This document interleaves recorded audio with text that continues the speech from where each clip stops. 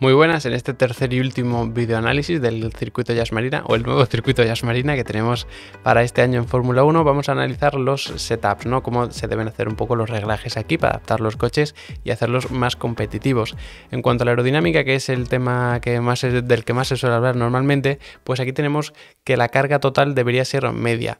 ¿Dónde está aquí la dificultad? En que vas a tener, por ejemplo, un tercer sector donde cobra todavía más protagonismo ahora la carga aerodinámica, porque es verdad que se han hecho más fluidas las curvas, pero eso significa que la aerodinámica es todavía más importante, es decir, más o menos en una balanza en lo importante que es el chasis y lo importante que es la aerodinámica en estas curvas de velocidad media alta, a lo mejor gana un poco más de protagonismo lo que es la aerodinámica. Entonces, bueno, veremos hasta qué punto Red Bull y Mercedes se adaptan a eso, porque parece que históricamente el Mercedes iba mejor en curva rápida, pero no termina de ser curva rápida ese último sector. Entonces, donde vamos a ver enormes diferencias va a ser entre el segundo sector, los tiempos que hagan en él y los que hagan en el tercero. Entonces va a ser muy interesante porque el segundo sector es dos rectas enormes, no tiene más, y una curva lenta, pero bueno, y la horquilla de la nueva curva 5, pero donde se gana tiempo va a ser en recta. Entonces, si un equipo va muy bien en el segundo sector y muy mal en el último, significa que va muy descargado de ala, es decir, que tiene mucha más velocidad punta. Pero bueno, luego entrarían también otros temas como el de la unidad de potencia, ¿no? Que lógicamente si tienes la unidad de potencia Mercedes, especialmente esa nueva que monta Hamilton, que bueno, ya no es tan nueva porque ya lleva un par de grandes premios, pero eso por supuesto te va a dar una ventaja, ¿no? Si llevas la misma carga aerodinámica, pero una unidad de potencia mayor, pues vas a alcanzar mejor velocidad en ese segundo sector. Entonces va a haber que estar muy atentos.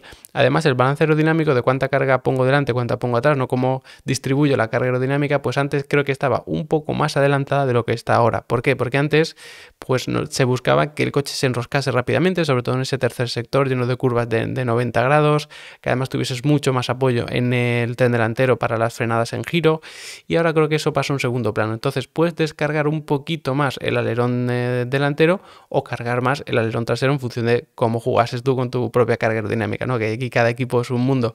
Entonces, al hacer estas curvas un poco más fluidas, ya no necesitas que el coche se enrosque tanto, sino que es más fácil meterlo, porque al final las curvas pues son más rápidas. Y en cuanto a las suspensiones, pues vamos a tener sobre todo un par de puntos clave. El primero, los puntos de frenada y aceleración, que bueno, podrían ser dos puntos perfectamente, porque va a ser muy importante hacer eficientes las frenadas, porque ya vimos que había tres bastante importantes, y digamos que esos tramos de tracción, que ahí creo que es donde gana Red Bull sobre todo, porque tiene un tren trasero un poco más blando, ¿no? Dentro de que todos son durísimos. Entonces, como tiene ese rec variable que le permite agachar un poco la parte de atrás del coche en aceleración, eso hace que tenga más peso en el tren trasero, por lo tanto, más peso del coche empujando los neumáticos contra el suelo y por lo tanto tienes mayor tracción, ¿no? Y en algunos circuitos hemos visto como Red Bull era capaz de sacar un poco de ventaja de eso, y yo espero que más o menos por aquí pues puedan ganar también un poco más de rendimiento, porque a esto hay que sumarle que tenemos un circuito de bajo agarre, por lo tanto todo este tipo de ayuda, ¿no? Para salir más rápido de las curvas lentas y enfocar con mayor velocidad las curvas rápidas,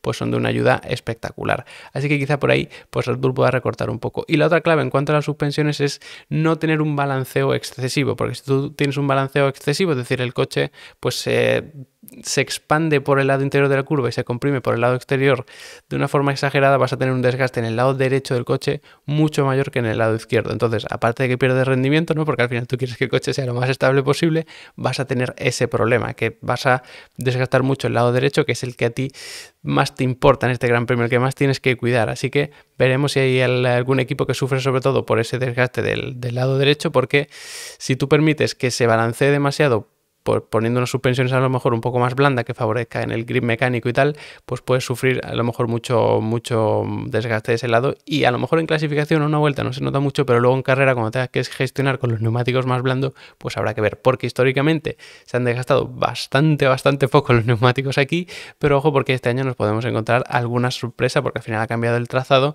y entonces aquí pues sí que esas pequeñas cosas siempre influyen mucho en el desgaste de los neumáticos.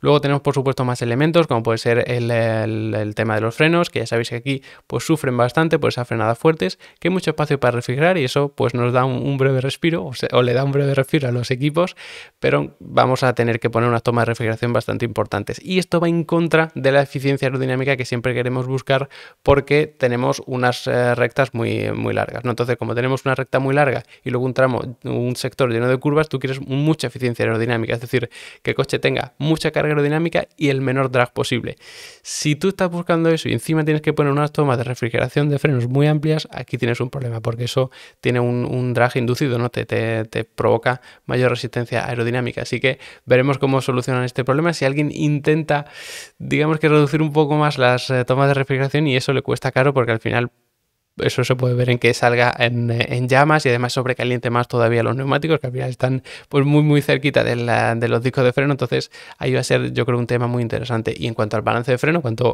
cómo reparto la frenada entre adelante y atrás, pues aquí creo que ahora se va a poder poner un poquito más adelantado. Creo que en anteriores grandes premios pues se atrasaba un poco, sobre todo para ese último sector más revirado, pero ahora como es un poco más fluido, pues se puede adelantar un poquito más.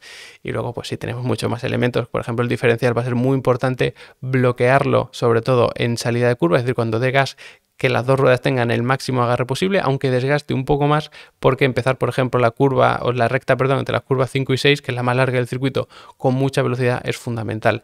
Entonces, bueno, como además son coches tracción trasera, no debería tener un subviraje, es decir, que se vaya hacia afuera en curva a dar gas, así que ahí sí que podemos apretarlo. Y luego desbloquear un poquito quizá en entrada a curva para, pues sobre todo ese tercer sector, pues que el coche sea fácil entrar, aunque como he dicho, no es tan crítico como era antes, ¿no? Que tenemos curvas muy cerradas de 90 grados, ahora son un poco más fluidas.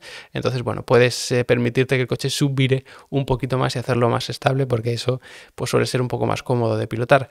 Que luego tú le preguntas al piloto, ¿qué prefieres, un coche subvirador o uno sobrevirador? Siempre te va a decir uno sobrevirador porque es más rápido, porque entra más en curva, tal, pero luego a la hora de la verdad es mucho más complicado conducirlo. Entonces, con esto tienen que jugar siempre, tienen que lidiar con ello los de diferentes equipos. Así que nada, hasta aquí el vídeo de hoy. Simplemente quería daros estas pequeñas pinceladas, ¿no? Sobre cómo podrían ir un poco los reglajes de los coches aquí, comparándolo por supuesto con la última vez que estuvimos en Jazz Marina, porque ha cambiado el circuito, y que de esta manera pues entendamos todos un poquito mejor la mecánica que hay detrás de los Fórmula 1. Si tenéis cualquier comentario, cualquier duda o que algo se me ha olvidado decirlo, pues por supuesto en los comentarios me lo podéis poner y le echo un vistazo. No olvidéis pasaros por Leval Academy también si os gusta el tema de los reglajes, porque tenemos ahí un montón de contenido relacionado con ello, tanto para entender a nivel aficionado como periodista, como si queréis hacer vuestros reglajes en simulador y demás, pues ahí tenemos un montón de cursos, así que echadle un vistazo y ya me contaréis.